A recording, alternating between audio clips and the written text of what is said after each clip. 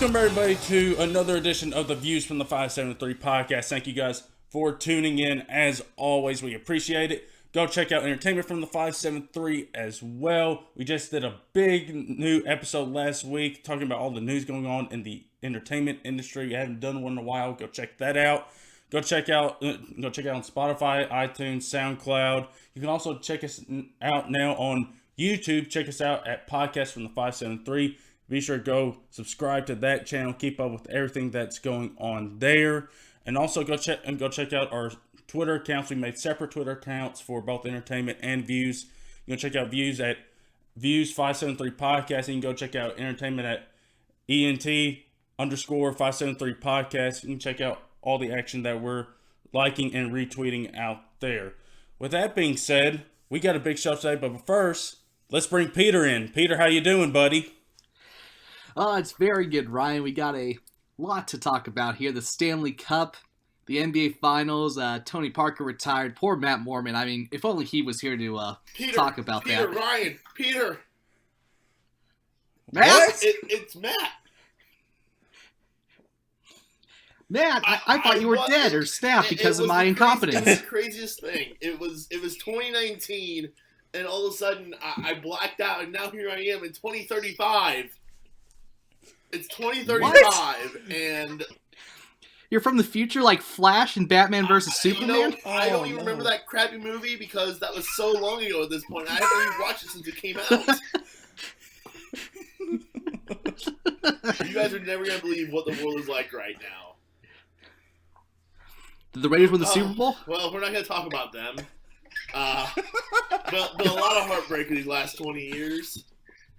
But I can tell you this. John Gruden turns the Raiders around, and he is still the head coach of the Oakland Raiders in 2039. Goodness. Wow. He must be like in Futurama, where they just put the head in a jar at this point. Well, he has the hair. It's questionable, yeah.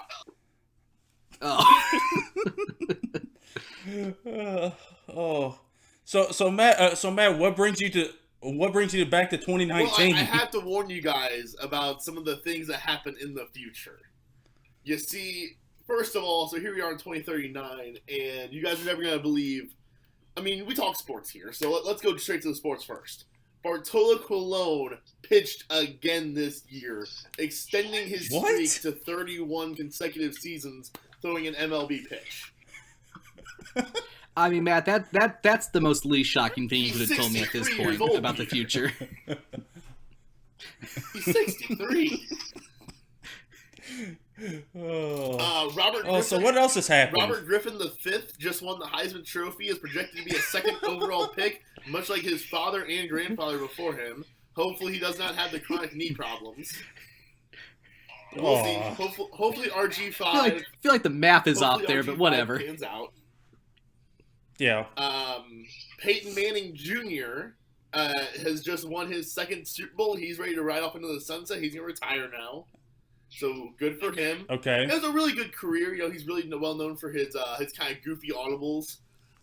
He uses Hillshire as one of his audibles. It's kind of become a thing. Did he go to Tennessee like his dad before him? Ooh. I hate this news.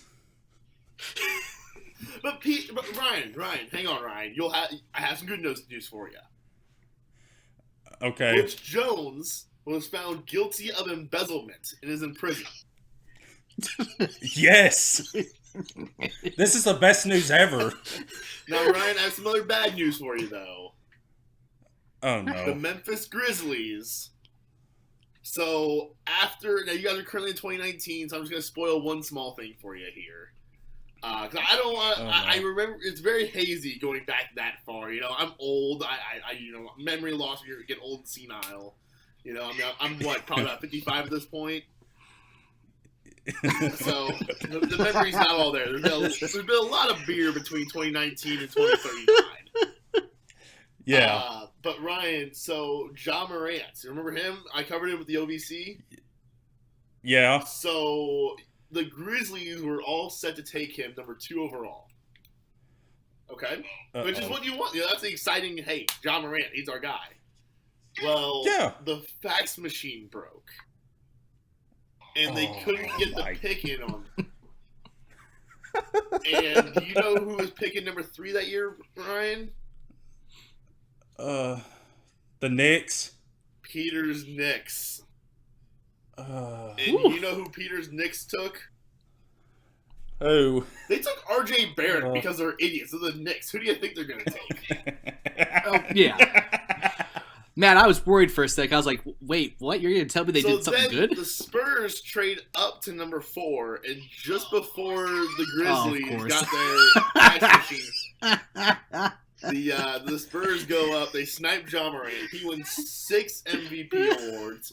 He averaged a quadruple double over the course of his career. And the Spurs went on to win Oscar Robertson. 8 of 10 NBA Finals before Ja Morant finally decided to leave early and go on and just go be a coach over in the European League. Heck of a 10 years for the decade of Ja, is what they're calling it. Well, you know what? Butch Jones got caught for embezzlement. I'm fine with that. Like I said, except I wish I could happen right now. A lot of the details between now and then are a little hazy. Like there's been a lot of beer between now and then. Oh no, I don't care, Matt. He got caught. I'm fine with that. I'm gonna have you guys kind of catch me up on. Now, Matt, I should say for the current audience, 6 minutes 38 seconds in. Are those the real reasons you came back, or is there a certain reason, something we may have done that's bad? Obviously, this is a sports show, but you guys. So I remember when we were young, on entertainment for the 573, we made jokes, and we had a really good time talking about the idea of the Frogger movie. Oh no! Did we do it? We did. Well, I shouldn't say we. You did, Peter. Oh, yeah. Because you see, what happened here was, so we got a GoFundMe account going, and people were really into it and all. And then, as we were kind of getting ready for development and all, there started being some creative differences. You know, Peter wanted a very very tragic ending where Frogger got ran over by a semi-truck at the very end, just after saving his family. Meanwhile, me and Ryan were on the side of, no, Peter, we're not going to just kill this beloved franchise icon after one movie. Yeah. You know, we're going to try and make something out of this. But, you know Peter and his high art and the tragedy, he's trying to yell Shakespeare over here. So Peter Lewis, you know, formerly Peter Lewis, he legally changed his name to Peter Shakespeare. Because you know how, like, when you rent a property, somebody's name has to be on, like, the bills? Yeah. So a very similar situation where Peter is the one whose name was on the rights for Frogger that we bought from Nintendo. So, yeah. Ryan, there wasn't really anything me and you could do. So Peter basically kicked us off the project. He became the director, the DP, and the editor for the movie. It was a one-man crew with a frog that he saw out in the backyard, and he would poke it with a stick and make it jump across logs.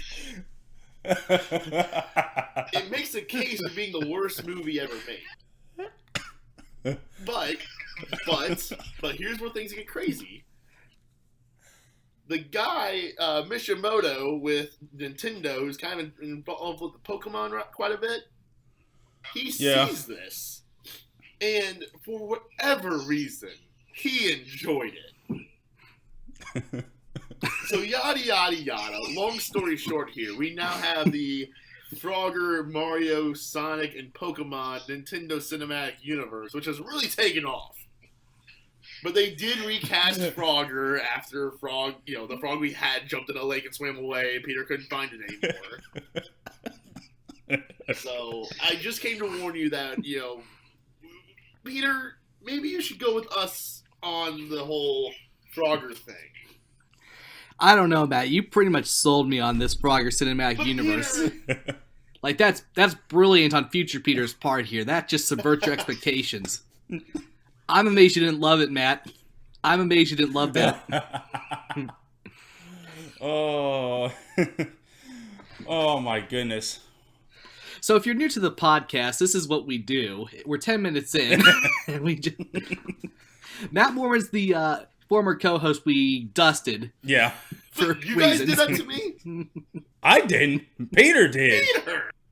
Well, This you is your know. fault the whole time to take over freaking Frogger. You dusted me. Yeah, I'm kind of amazed. I thought you were gone forever, but somehow you came back. So that's a real story I want to There's hear. this whole thing with a witch doctor and Scooby Doo, and yeah, that's a whole other podcast. That's its own. Oh. But hey, while I'm here, So we. why don't I go ahead and tell you guys about the sports? What are you guys talking about today? Let's go ahead and talk about it. Oh yeah, we got a bunch to talk about today. We got the NBA Finals to talk about. We got the Stanley Cup, which we're going to start out with. The Blues are in a Game 7, Matt. Yeah, this is 2019. That is the Blues year, isn't it? Matt, do you remember who won? Or is it still hazy? Well, there's been a lot of beer that got drank, but I don't remember if it was in celebration or if it was in crying.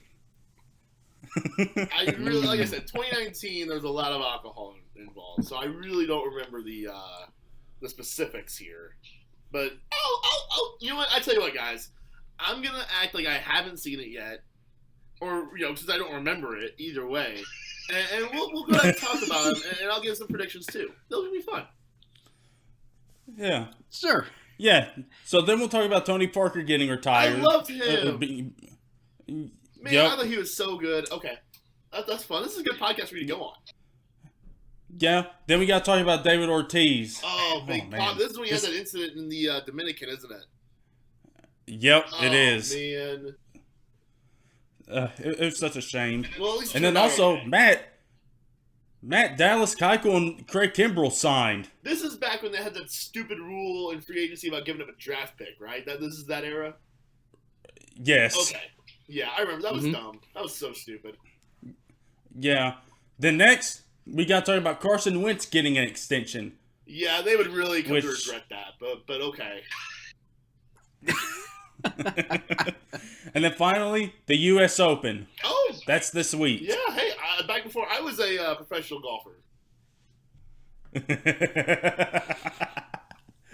That's on the docket for today, everybody. So let's talk about Stanley Cup game number 7, which we didn't win a game 7 tonight.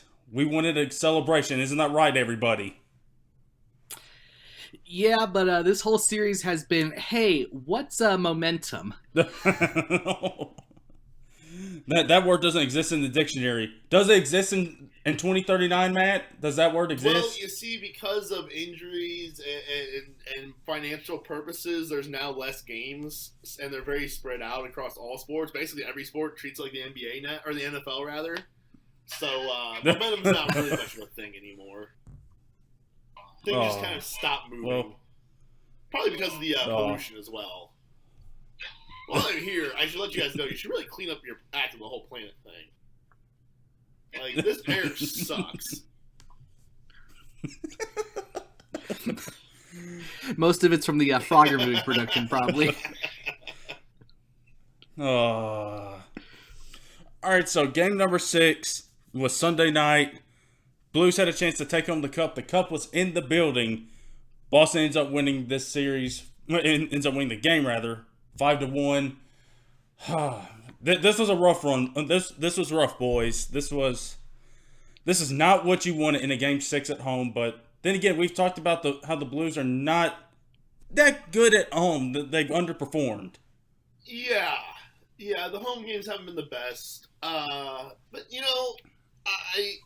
I don't feel as bad heading into Game 7 as I think I should. Like, I've got some confidence here. Yeah. So Game 7's tonight. I mean, let's not forget, Game 3 they lost 7-2 to the Bruins. We thought it was over. And then they pulled off 2 straight. I had no concern after that Game 3 loss. I mean, obviously 4 was important then. As this all comes back to me, bit by bit here as we kind of talk through it. But I can't remember anything we don't talk about, though. Like, I only remember the things that you guys mentioned. So I don't know what happens beyond this point, but I feel pretty good. I do think there's a couple of players. I need to see Jaden Schwartz do something. The Blues can... Yeah. I have been saying the entire series that I didn't think the Blues could really hang if Schwartz wasn't performing, and he hasn't. Obviously for the Blues, it's important to stay out of the penalty box. I think it's equally. Game 6 was 20 minutes to 10 in favor of St. big. Louis. So. But I do think it's equally important, though, that when you do go to the penalty box, the penalty kill has to play good. Because Boston, they only need one chance on the power play to score. So your PK unit really has to show up. Yeah. So Game 7, that's tonight. The puck drops at 7 o'clock on NBC. It's at Boston. The Cup is going to be in the building once again. It's the first Stanley Cup Game 7 that we've gotten since 2011, and Boston was in it. Who was that against? They won that Game 7. Chicago, Red Wings? I want to say it was it San Jose or or was it Vancouver? No, San Jose. It might have been Vancouver. I don't remember that one going 7. Yeah, that was the riot. That was the riot year. Oh wait, okay, yeah, it was Vancouver. So first Game 7 since then, the Blues-Bruins guys. Who do you, Matt? I know you know who wins tonight. Peter, who do you think wins tonight? These are the scary games because basically it is now officially it's anybody can take it. Yep. If you're going on the logic of whoever has the momentum in their favor loses, that means the Blues will win tonight. And I still think that, for the Blues, if you're going on sports stories here, if that matters at all, you were terrible at the New Year, you were left for dead, you came back, you somehow made it this far, now you're in a Game 7. I feel like if you're going to go on sports story logic here, the Blues win tonight for sure. Yeah. But I think if I'm going on if I'm just going on sports or just the general what I've seen so far, I still think the Blues can win it tonight. I think Bennington will. It's like he gets a bad game, and then he comes back. The only real injury for them right now is Robert Thomas, but even then it's day to day compared to Boston with Wagner and Matt Grishik. Is that how you pronounce it? Yeah. So I think it's all there for them. Just it's the same thing we've been saying all series long. Stay out of the penalty box. So I'm still going to take the Blues tonight. I think it will come here, and it's more selfish reasons for me. I want the Cup in St. Louis so I can get a picture op with the Pens gear on, because, the 3 times I've seen that, I never got a chance to get it. So, you know what? Yeah, come on, Blues. For God's sakes, win it for me. Win it for Peter, please. Win it for somebody who has trashed your image for, the past decade. There's no greater motivation there. You know what? I'll take the Blues too, but I think this game is going to be very close and very tight towards the end, and I think the Blues somehow find a way to pull it out. If they win this on the road, that's a great road win. They get to celebrate winning the Stanley Cup on the road. I've often wondered whether winning on the road would be better than winning at home. I don't know. I think maybe winning it because you're playing against Boston, I think that may be better. See, I always argue that it's better to win on your home field. Like a couple years ago, if the Cubs had won the World Series in Wrigley, it would maybe have been one of the best images in sports ever. Yeah. But if you just really... Because America hates Boston. Yes. I think we can all... There's not a lot of things we agree on in 2019, but I think we can all agree Boston's just awful. Just awful. So you know what? Winning it in front of those smug, stupid idiots would be great. Yeah. You know what, Matt? Let me tell you a story about what happened to Boston in the new Godzilla movie. It gets leveled. Oh, no. That includes Fenway Park. Oh, well, Ryan, let me tell you about what happens in Game 7 of the Stanley Cup. Boston gets leveled. Oh, man. I hope this is true. Me too. Oh. Like I said, everything we don't talk about is a little hazy, so I can't really see you guys' future very well. Yeah. Well, all I can say is if Boston does win it tonight and they have 3 of the 4 championships in the past year, we got to just cancel sports at that point. The Celtics really should have had a chance to win the NBA Finals. Yes, they should. Mm-hmm. Yeah, they really should. But instead, they're at home crying about Kyrie not coming back. All right. I'm sure Matt knows where Kyrie is going. He just doesn't remember it. Well, I do, but I don't want to say it because I don't want to break Peter's heart. Well, you pretty much just showed us what happens. Did I? Well, he's not going to the Knicks. Sorry, But Peter. Ryan, what if he does and he's not good? Ooh. Well, then get the That's the most Knicks thing right well there. get the wheel ready, and Peter, get ready to select a new team in a few weeks. Yep. All right. Speaking of the NBA, we got game number 6 tomorrow night. The Raptors had a chance to bring the trophy home. The trophy was in the building in Toronto for Game 5. Everything was going crazy. KD, he was coming back for Game 5. Steve Kerr was asked if there's a possibility he could get hurt again. Steve Kerr, this is kind of foreshadowing. It's like, if we think he's going to be fine, there's no possible injury that he could get afterwards. KD comes out. He plays really well in the first 11, 12 minutes that he's in. He was awesome. Golden State was shooting the threes. They were starting out 5 of 5. And then, get a few minutes later in, something pops in KD's right leg. And you immediately kind of know what just happened, because the calf injury, and I'll tell you this, guys, I think the injuries are connected. Same leg, very close to being near each other. And so the Achilles popped. I don't know specifically if it's a tendon or tear or whatever it was that happened, but I do know it's an Achilles injury. That's enough of it for him to be sent off. And also, let's talk about this real second. The Toronto fans. The Toronto fans end up cheering for him to get hurt. You had one obnoxious fan waving bye to him, which, come on there. And then you had Kyle Lowry, which is probably the best thing he did all night. That's another get a foreshadowing there again. He told the crowd that, calm down, don't do that. They chanted KD. They were clapping as he walked off. The game, it was crazy. You had Boogie Cousins making an appearance for the first time in this finals ever.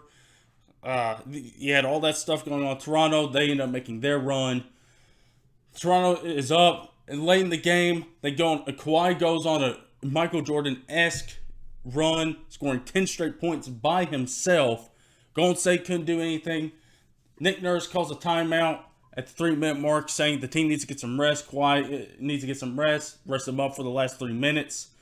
And then after that, Golden State went and did what they do, and they end up winning this game. And at the end, the Raptors had a shot to win it. Kawhi was doubled.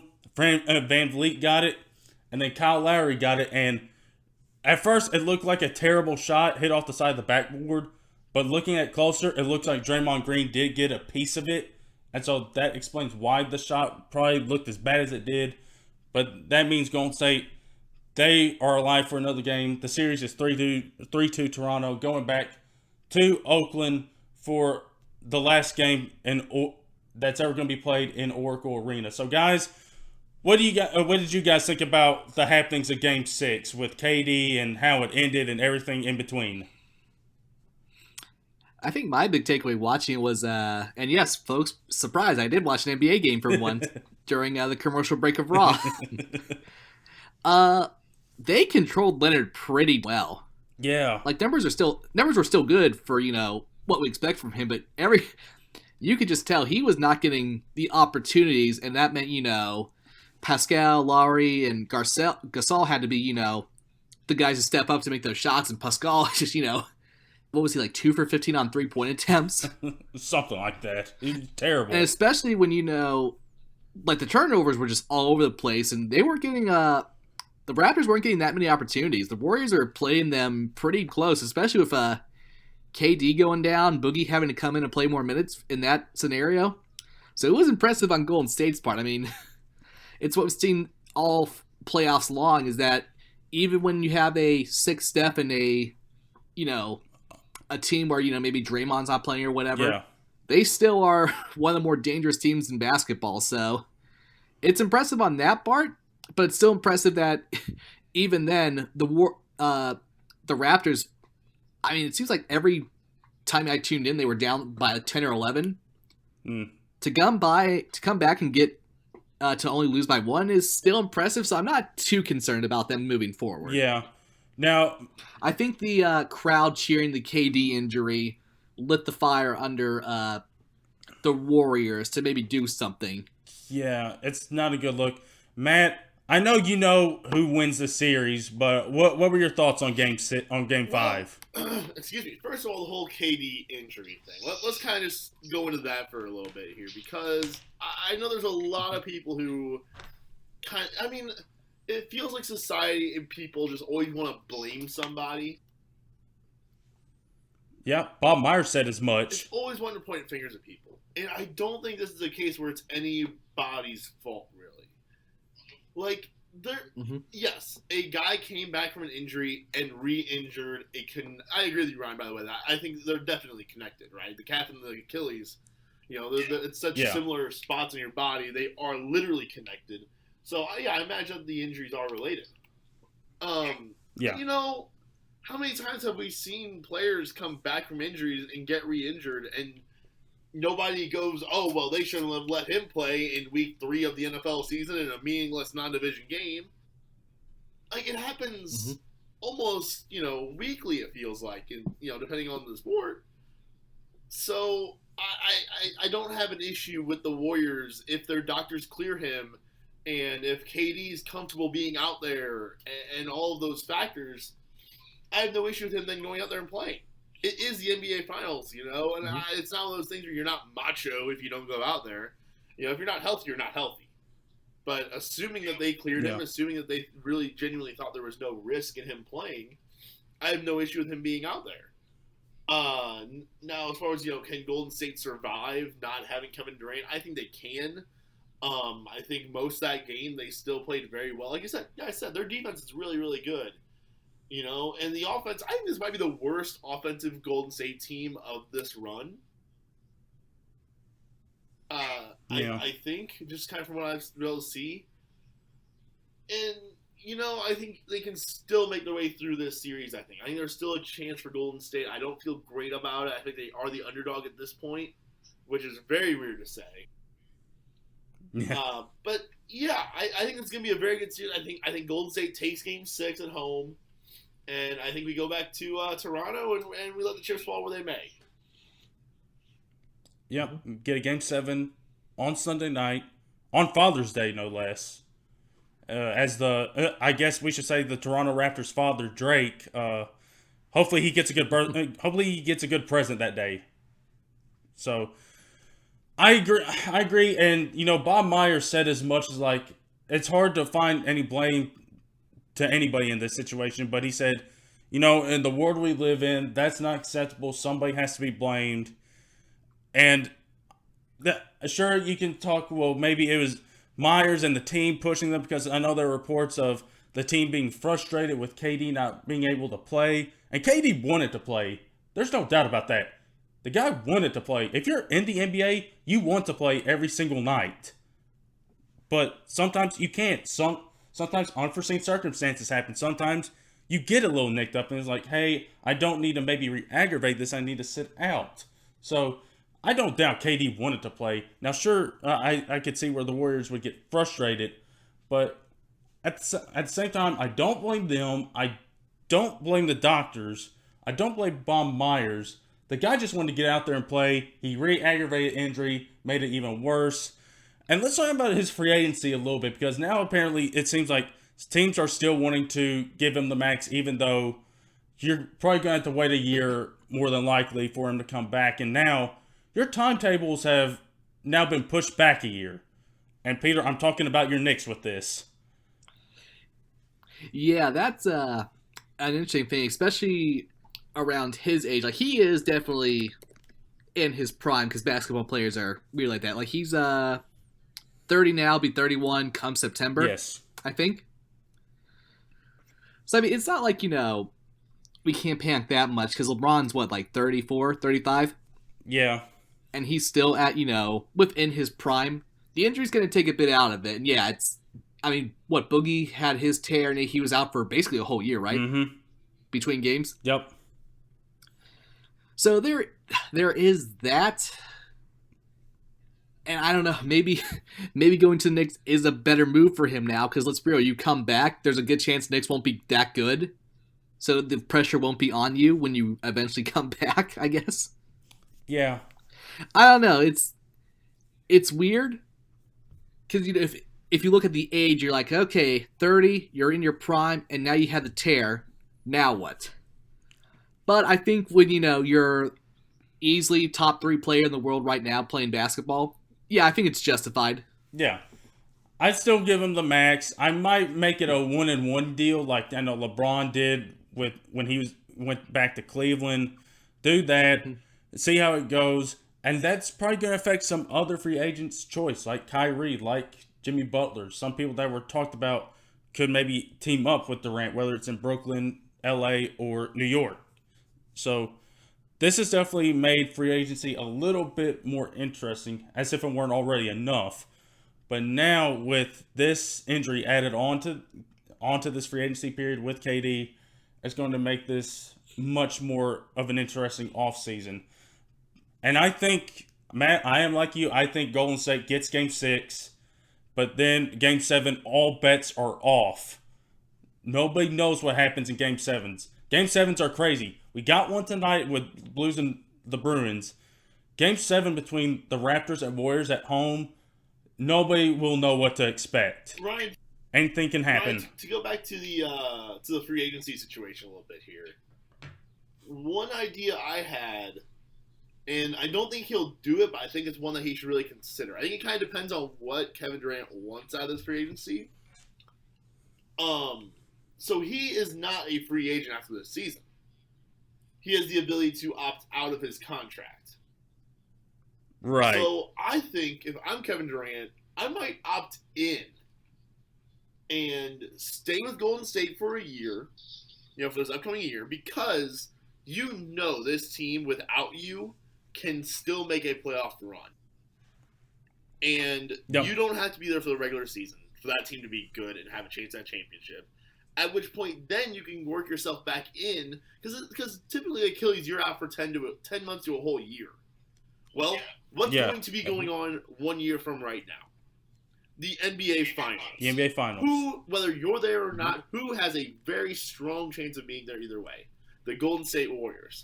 So why not take this whole year, rehab your injury, there's no rush to come back during the regular season at all, maybe try to work your way in during the playoffs, but you can come back during the Western Conference Finals or during the NBA Finals, give yourself a chance to win another championship, and then do the free agency.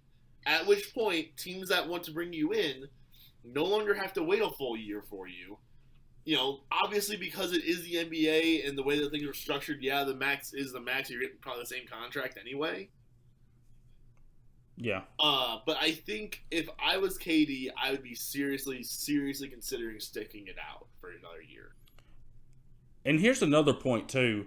If he does stick it out, if you go to another team, you don't know the medical staff, you don't know the trainers. In Golden State, if you stay there another year, you know what you're getting, you know the medical staff, and they know how to help you. You know them, so there's no trust issues there. Well, and he could easily rehab it. Unless there is trust issues. That's a good point, too. That's the only caveat. I didn't think about that side of things. You are right on all of that. But unless if he does feel like the doctors mistreated him. Yeah. In which case, go. And listen, go as far away as you can. Yeah. And we know how KD is with this stuff. I mean, we do. But, yeah, those are a couple good points there. It's going to be an interesting finish to the NBA season nonetheless. So the season could end tomorrow night. It could end Sunday night. We'll still be here to talk about it. But it's going to be an interesting ending nonetheless, as we'll either have a new team winning the championship, or we'll have a three in a row champion with Golden State. So an interesting finish is sure to be had as we get close to the end of the NBA season. All right, sticking with the NBA, one of Matt's favorite players in the NBA, Tony Parker, is retiring. Talk about a Hall of Fame class that he is going to be in with him, Dirk, and Dwayne Wade. That's a great Hall of Fame class. And Matt, since you're the Spurs head over here, talk to us about Tony Parker. Yeah, I mean, Tony, he was always, this is my comment as a little bit surprised, but he was my favorite of the Spurs Big Three. I mean, he was always the guy who would just, like, the consistent one. You know, I guess, you know, Tim Duncan was the obviously, you know, consistent, but, like, Tony, anytime he played, I just feel like he was so much fun out there. And, you know, I think his most iconic shot ever is the one that came in the playoffs in the finals against the Heat.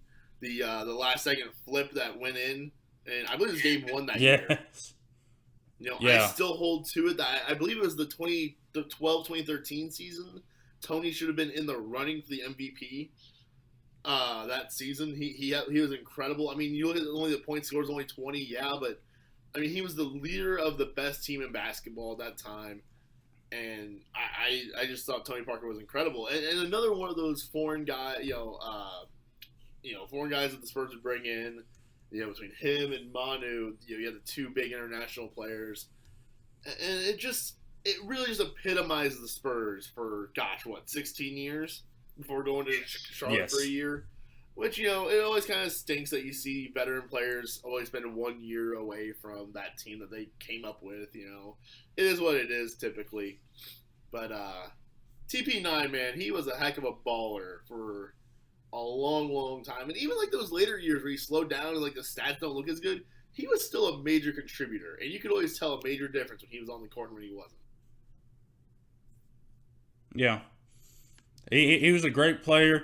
Yeah, I remember that shot. I remember how even in his later years, how quick he was able to move and how he was able to get where he wanted to go. It was just fascinating as somebody who really didn't like the Spurs, who saw him battle my team so much throughout the years. I didn't like him, but I respect him for it. I respect Manu and Tim Duncan for that, which is now crazy. All three of them, they're now retired. Yeah. Pop is still there. Still crazy, but I have tons amount of respect for Tony Parker. He had an amazing career. I do think the year in Charlotte, that was kind of weird. It was. I think he probably should have finished his career in San Antonio, but I get why it happened. Well, and I mean, I think this is what we see a lot, where you know, a guy wants to play one more year, but the team doesn't really want to pay him. They want to pay younger guys. They want to kind of move on. I think it's one of those things you see a lot of. Yeah. And it kind of stings and it's kind of weird, but, you know, it is what it is. Yeah, so a great career from Tony Parker. Again, that Hall of Fame class is going to be so freaking stacked. Yeah. And you got two of the best foreign players in that with Dirk and TP. So that's going to be a good class to look forward to. So moving on to some baseball news. A fortunate situation with David Ortiz. He's down in the Dominican Republic. He ended up getting shot. I believe it was through his back and out his stomach. I believe it's the way it went. It was a very tough situation. He had to undergo 2 surgeries, but it looks like he is stable. He is good to go. And I believe the people somebody from the Boston Red Sox ended up sending a plane out to the Dominican Republic to come and get him and bring him back. But it was a very rough and sad situation. And listen, I know we trashed Boston sports to begin the talk with the Stanley Cup, but Big Papi's a Boston icon, and that would have been really tough if anything and more serious had happened to him. So glad he's okay. So rest up, Big Papi. As much as we kind of poked fun at the city of Boston earlier, yeah, David Ortiz might be my favorite Red Sox player ever. Probably him or Pedro, I think. And so get well, Big Papi. We love you. Mm-hmm. I mean, he certainly had the most fun personality of anybody in Boston. I think for the last 15 years, it's fair to say. Because you went exactly 15 and Pedro Martinez went to the Mets in 2005, fine. Way to really pick the right number there, Peter. You're welcome, Matt. Yeah. Although, no, hang on, Peter. Wait. Do you say most fun personality? In Boston? Manny. Yeah, I'd say so. No. I thought you were going to say Gronk. Ooh, that's a good. Yeah. Ryan, put that poll up on the Twitter page, don't you? Yeah, well, Who was put more fun? Gronk, Manny, and Poppy, and I bet Poppy finishes third. Oh man. I don't know. Poppy was fun, but also inspirational when the marathon bombing happened. So I think he took a whole new role there that pushes him over the top. Inspiration's not part of fun. I'd say so. It's a nice transition. You're the fun guy, but hey, when it gets serious, you're definitely the guy you can turn to. Yeah. I don't know, Gronk. Ugh. That's tough. I think he'd finish first. I mean, because I feel like you have to wait a while, because Gronk is just recently retired, so now all the memories are coming in. Real recency bias in favor of Gronk. Although he might win it anyway, though. Oh yeah, I'm saying there's a chance, but let's be real. Right now, I'm taking Manny Ramirez. Questionable. Just hop on YouTube and watch some of Manny Ramirez's antics and try not to smile from ear to ear. But you know what Manny had going against him? But that's not. He had the steroid situation. Fun. I know, but hey, I'm saying people that's going to be in their fault. Like, yeah, he's fun, but that the cheater. doesn't factor into this. Also, didn't Big Poppy technically get indicted in one of those reports? That mentioned his name, but there was no evidence. I believe that was the Mitchell report. Okay, I thought so. That involved that. That's right. He His name was brought up, but I don't think they ever actually found anything. I know he was never suspended. Which Manny was. Oh, no. Like 3 times. Yeah. Like 3 times. I think his career ended off suspension. yeah. Yeah, sounds right. All right, I'm putting the poll out there. I wish I had more options, but unfortunately I don't. Do you want to add is there a Celtic you want to add to it, Peter or Ryan? Is there a Celtic that you think qualifies? I don't know. I don't think so. Maybe Kendrick Perkins? Bird? No. KG? I mean, KG, his speech after the 08 final aside, I don't remember him being that big of a personality. Could it? Maybe Larry Bird? Oh, how many millennials know who Larry Bird is? Aw. Remember the audience, Ryan. Yeah. I put. What about Brady? I guess. Yeah, Watch him that's get the no thing. votes. All right. The poll is out. So you guys go out and vote. I put it out on my own personal account. I'll put it on the Views account here soon. Who was the bigger sports personality in Boston? Gronk, Manny, Big Poppy, or Tom Brady?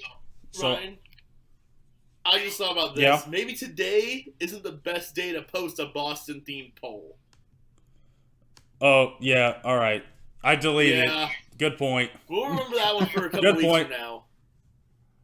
Yeah, I'll remember. I'll remember in about a week from now. That's all right. a good idea. All right. So no poll today, everybody. We'll do that. We'll do that here in a little bit. Today's not the best day. Well, Damn Bruins. All right. Moving on to some more baseball news. We finally had the 2 major players out on the free agency market sign. Craig Kimbrel signing with the Cubs and Dallas Keuchel signing with the Braves. Keuchel signed a 1-year deal. Kimbrel signed, a 3-year deal, I believe? Yeah. And I believe it was $45 million. I believe that was the number that I saw. I don't know. So, based off, we've had a few days to kind of take this in. Who was the better signing? Braves getting Keuchel or the Cubs getting Kimbrel? I think that's kind of a difficult question to answer because of the natures of the deals. You know, I mean, one guy you're taking for 1 year, and another one you're hoping is your close for the next 3. Obviously, the money makes it different for each side. That if I had to pick one, I think I would go Keuchel being better right now. I would hope he is at least. We'll see. I think they both really did a good job here, though, of getting players that are going to really address needs. I think the Atlanta rotation's kind of thin. You know, with Fulte not playing very well so far this year. And you got a couple young guys that you just don't know if they'll be there for the entire year. So, I think it was a good job by both sides for that one. And then for Kimbrel, I mean, the Cubs are really, really good, but the bullpen has just been atrocious. So, I think it's another really good move for them. I think it's good landing spots for both of them. Spots that make sense. And teams where you kind of go, yeah, I could have seen this happening months ago. Mm-hmm. Yeah. Yeah, I think for that reason, that's why I'm going to go with Keuchel as well. Mostly because I think Atlanta's a little more stable than Chicago is right now, even though record-wise, they're pretty much in the same ballpark here. Yeah, But I think with the Braves, there is more to work with, whereas Chicago right now, I mean, it's kind of amazing how it got to this point. I mean, the Central itself, I mean, you can say that about every team. Was like, how is this happening? Yeah. Yeah, so Braves sitting 38-29 right now in the NL East. Keuchel's probably going to be a backer rotation guy for them for right now, right? I mean, sure, but that order doesn't really matter. Depending on where you slot him in, I mean, he could end up being, you know, by come the postseason when that kind of thing actually matters, he might be their number 1 even, you know. But as I struggle to bring up the Atlanta Braves pitching rotation here, I know you've got Tehran in there, you've got Max Fried, you have Mike Soroka, who has been absolutely awesome this season, the rookie. But again, it's a rookie, and you don't know about innings limits if they hold up. You know, he's a guy who's dealt with injuries. He started late this year because of injuries. You know, Fulte, he started late this season because of injuries. You do have Touki Toussaint in the bullpen that he can always be a starter for you. Same with Josh Tomlin. So they've got some options for arms. I think, you know, by come postseason, Keuchel, though, should be their number 1 starter.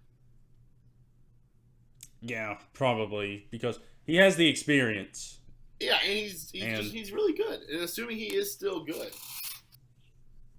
Yeah, I'm assuming he stayed in shape this whole time. I know his first minor league start, he went 7 scoreless innings. That's good. That's nice. That is what you want to see. That's what you want to see if you're Atlanta. All right. So moving on from baseball, there's some football news. But first, guys, we maybe should have done this at the top after Matt did his little bit.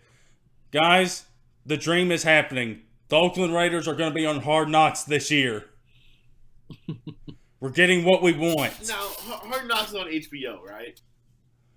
Right. So I wonder if I can still log into the account I was using for Game of Thrones. I wonder if my buddy still has his account open, or if he would have had to cancel. Oh, you better hope he does. I've never watched Hard Knocks, but I just might now. What they should absolutely do is have like a reality show type of thing where everybody can just go into a room and say what's on their mind. Have one set up specifically for AB and then one for the other players. I just want to hear everything. You know what, Matt? Me and Peter joked about this before the show.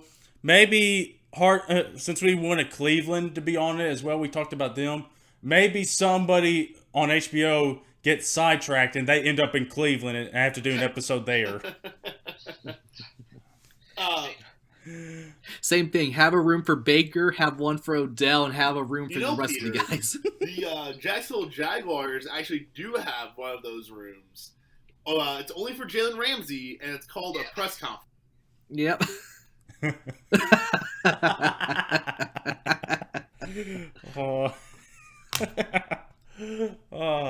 Yep.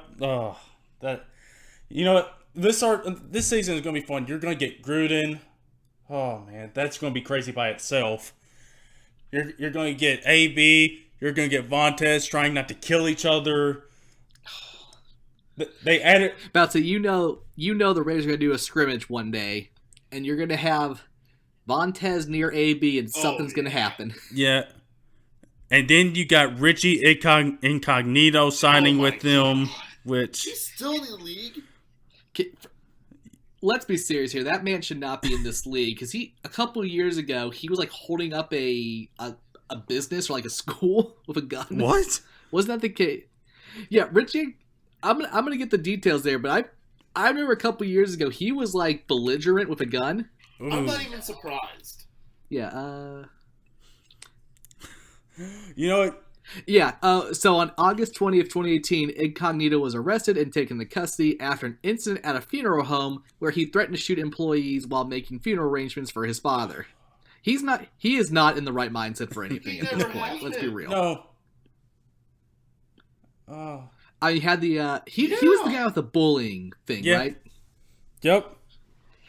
Let's be real. This guy probably has some serious CTE. Probably. Ooh. But he probably also was a jerk before. But too. You know what? But now it's worse. Yeah. So when this happened, I was watching The Herd, and they put up a little graphic about. Well, Matt, Peter, you'll appreciate this graphic. This graphic has the Raiders' plans this whole time. Plan 1, trade stars, get draft picks. All right. Plan number 2, just kidding, make big splashes in the offseason. Plan number 3, our bad, character is everything. And plan number 4, just kidding again, sign Richie Incognito. Was Plan 5 question marks and Plan 6 profit? Yup. That's exactly how this Raiders organization is run, and we're going to get to see every bit of it. It's almost like Al Davis never died. We're getting senile Al Davis from beyond the grave. I love it. All right. Moving on to another piece of NFL news. Carson Wentz, he was up for an extension. The Eagles gave it to him. Let me go find the link here. 4 years, $128 million, with 107.9 of that guaranteed. That's a whole boatload of money. The deal runs through 2024. This passed the deal for the largest for a quarterback in NFL history, surpassing the most recent one that Russell Wilson got in April, where he got $107 million guaranteed. So we obviously talked about this during the NFL season about Foles and Wentz, and now Foles is in Jacksonville. Do you like this deal for Wentz and the Eagles, or is this one that makes you kind of question it a little bit? I mean, gut reaction is he's had 2 straight years where he hasn't been able to play in the playoffs. He's a big reason why they got there the first year. Last year was kind of a weird year for the Eagles, to be honest. Yeah. So, I mean, if you can keep him healthy, it's completely a good deal, I'd say, because I still think he is your best bet. Yes. But, yeah, I mean, there's a lot of variables there. Like, if he gets hurt and that's the end of his career, you're in some pretty serious money for him.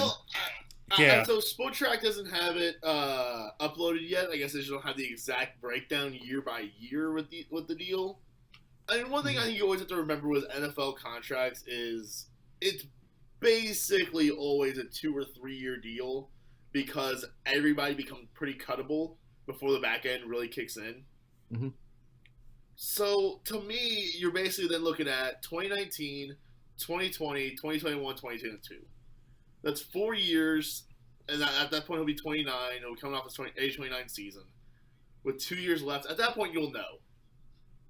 You know, I think I'm willing to give him 1 more year at the current salary and then 3 years of this deal and see what happens with it. I think he's shown the ability to be the face of the league, but he's also shown to be kind of mediocre at times. I mean, he didn't play great when he did play last year. Yeah, that's what I was saying. He had the good year Right. in 17. 18 was I guess was just the classic post Super Bowl play of any team. Well, but he was also hurt to start the year though, so he came in late. He missed training camp. He was. That kind of stuff. But yeah, I don't know. But at the same time, if you don't sign this extent, it's the classic Joe Flacco, Derek Carr situation, where if you don't sign your quarterback to that deal, they can leave, and then you're not going to have a quarterback, and you need to have a quarterback. Mm-hmm. Yeah.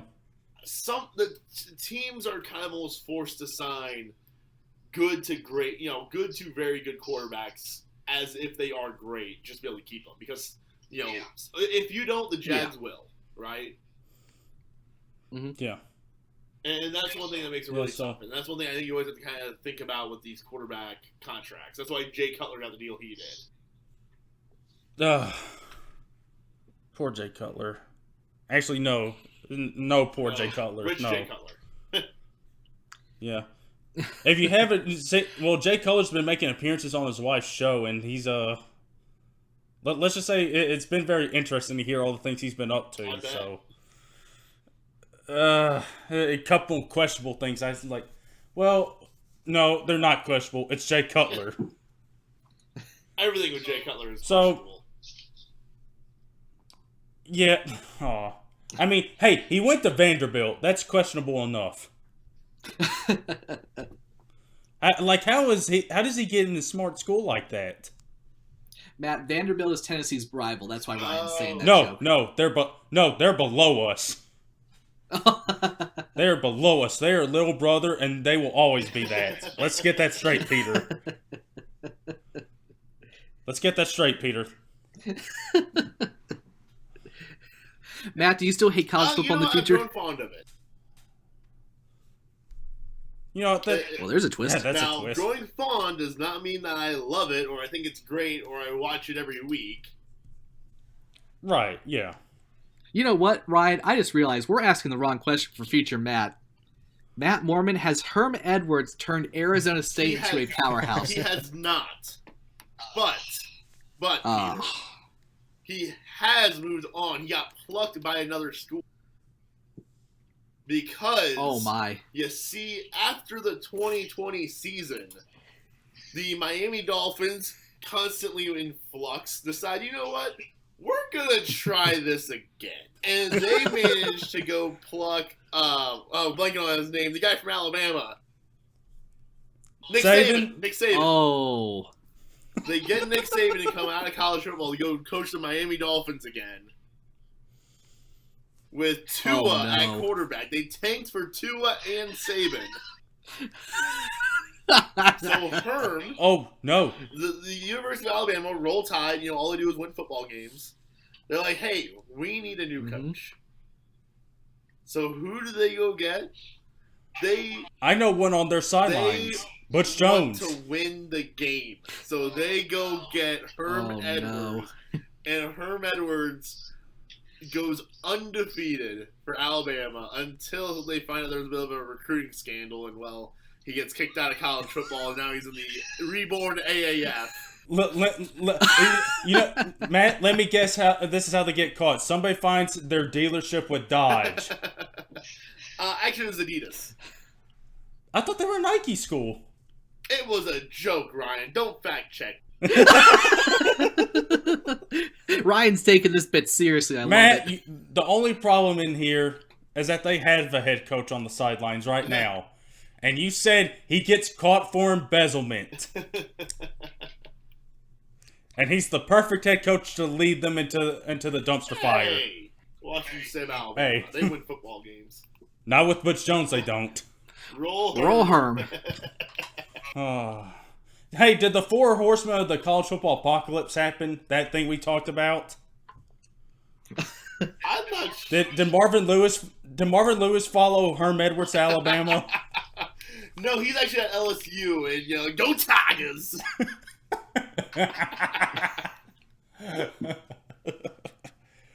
Oh, bless Herm Edwards. Oh man. Did Penn State get a real coach, Matt? Well, after being fired Preferably from, Mike Leach. Frogger, to really stick it to Peter Lewis, Ryan McDaniel became their coach. Wow. And not understanding how the college football world works, Ryan decided to tank for high school prospects.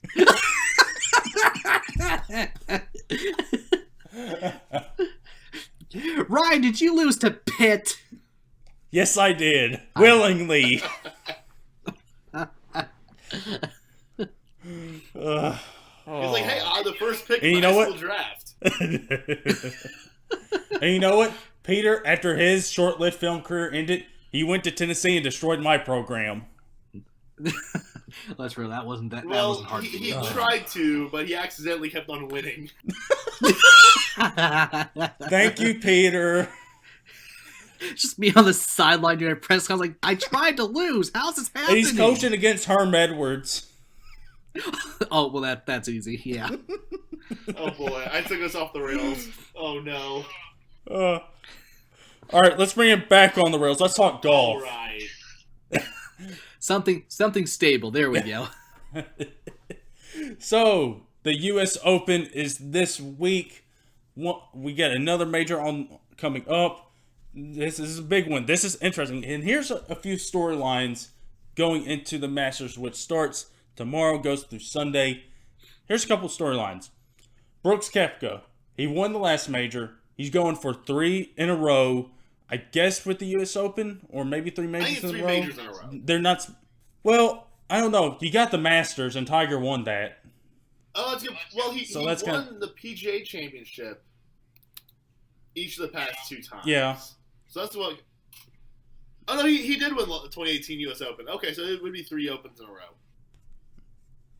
Okay. You got Rory coming off a good win. You got Tiger returning to the side of one, maybe his greatest performance ever. Jordan Spieth is looking pretty good. You got a really great golf course there. Where's it going to be played at? Pebble Beach. Pebble Beach? Okay. Pebble Beach, you got that there. You got prime time on the East Coast. This is going to be an interesting one. I know the early odds makers have put Dustin Johnson and Brooks Koepka near the top of the betting line. I know we talked about Dustin maybe being a guy that could win, the PGA Championship. But who do you guys think it should be the odds-on favorite for this one? Should it be Koepka, Tiger, Dustin? Who should it be? I mean, I feel like DJ typically plays good in the U.S. Open, just falls short. That's what happened last year. I think Koepka probably should be the favorite. I'll pick DJ because I love me some Dustin Johnson, but I kind of feel like Koepka should be the favorite. Mm-hmm. Yeah, Koepka's been playing out of his mind, and he's not showing signs of slowing down. I think I would go with Koepka, but I wouldn't doubt DJ for a second. DJ always finds a way to stay in it. Shoot, he found a way to get himself into a couple of these majors here with the PGA Championship. He made a late run. Yeah. And he's always near the top of the leaderboard. And, Justin Rose is another one that I think is always kind of near the top. Yeah. Well, we just lost Peter somehow. Oh, Peter? Oh, no, I'm still here. Oh! I'm still there. Oh, wait. My phone is playing tricks on me. Yeah. I was going to say, you can never count out McIlroy, especially coming out the Canadian Open win. He had this big U.S. Open win a couple years ago. Also, Phil Mickelson's in the news. There's the whole, hey, he's never won the U.S. Open, yada, yada. So who knows? Maybe that's enough to put the old man over. I doubt it. He's had a lot of tough injuries the past couple of years. But you know what? It'd be super fun to watch him. But yeah, I think Johnson and Koepka are probably the odds-on favorites. Maybe Woods, he used his rest day at Pebble to work on putting. So maybe that's a bit of a thing for him. I need to use my rest day to work on my putting as well. Yeah. I played in a tournament last week, and putting did not go well at all. Hey, going back to Phil, if you guys haven't seen him, I know he did one for the Masters and did one for the PGA Championship. I think he did short little videos for day 3 about how he's going to attack the golf course. They've been amazing. And, oh, wait, hold on. I remember hearing the story where somebody had a par 3 course in their backyard and Phil Mickelson was playing golf on it. That'd be cool. Oh, wait, who was it? Oh, man, I feel like it was somebody I know that I've heard of. Steph Curry. Jim Nance! Jim Nance! Wow. He hit a hole-in-one in his par 3 in his backyard. So Matt, if you need to work on your golf game, go to Jim Nance's house. Just text Jim real quick. We became really good friends. Who knows? You might see Tony Romo there. For CBS. Yeah. That's all you need. All right, so U.S. Open is this week, guys. Be sure to tune in for that. I think that's everything that I had on the schedule for today. We got through all that, considering the first 10 minutes of how we introduced Matt back into the show. Oh, man. That was still hilarious. I would like to mention, I didn't mention this at the top, but you guys remember Jace Murphy? Yeah. Well, me and him yesterday did an NBA draft preview. The draft is next week. We did about a solid hour of content there talking about the top of the draft. Who are some dark horse guys that we like? What are going to be the headlines that we're going to end up seeing after the draft? So we'll try to get that posted up next week. I'm still waiting on his audio file, but we'll have that up as soon as we can. It's great to talk to him. He's coming back for our 100th show, which, again, we talked about this, Peter. It's coming up very quickly. Yeah. I need to get the DC universe in check. So does Warner Brothers. Well, Yeah. Yeah, they've been trying to do that for the last, 20 so years, and they still haven't done it. So, Peter, your task is going to be pretty simple here. Do it better than Warner Brothers. Yeah, which shouldn't be that hard. Honestly, I could just do it off the cusp the day of and probably think of something better than they could. That's going to be a wild day. The 100th show on July 10th. It's going to be a crazy day. So that was the original podcast where the regular Matt Mormon, he's still planning on coming back for that one. It's great having an alternate universe reality Matt. Yeah, I really enjoyed being here today. Or it's from been fun living in the past with with these iPhones and like physical media. It was a nice trip down memory lane, wasn't it? Yeah, it was really good. Good to see you guys again. Talk to you guys. Hey, I'll see you in the future, though, Ryan. I know you're having that barbecue this weekend. I'll try to make it. What barbecue? I'm not that social. Hey, you really hit your stride come like the mid to late 30s. Oh, really? I thought it would have been like in the 40s when I hit that stride. Well, Maybe never. Oh, man. Yeah, it was good having alternate universe, alternate reality Matt with us today. He knows what's going to happen with all we talked about today. We don't. We'll find out later. We're going to have the regular Matt Mormon. We're going to snap him back to reality on July 10th for the 100th show. Be sure to tune in for that in a few weeks. And so, yeah, next week's views, both championships will have been decided. We'll know who wins the Stanley Cup. We'll know who wins the NBA Finals. We'll be here next week to talk about all that and see if we're either happy or if we're not in a good state of mind.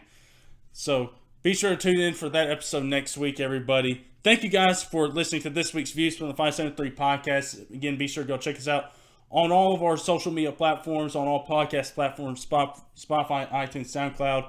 Be sure to go check out our Twitter accounts. Be sure to go check out our YouTube channel, Podcast from the 573. We'll have this one up there as soon as we can. So that being said, everybody, we will talk to you guys next week.